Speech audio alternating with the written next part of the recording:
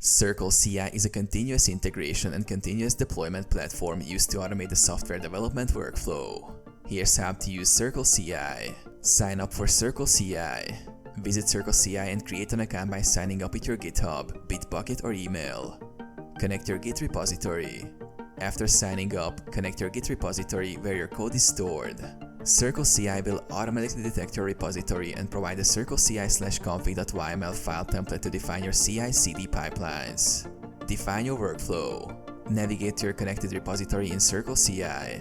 Click Setup Project to configure pipelines. A CircleCI/config.yml file is created, which defines your CI/CD pipeline steps. Configure pipeline steps. The config.yml file specifies different workflows.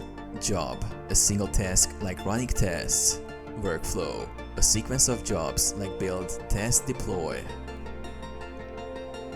Trigger workflows, push code changes to your repository.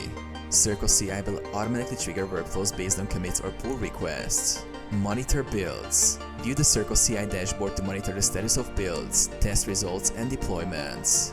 Set up notifications for builds, deploys, and errors via email or Slack.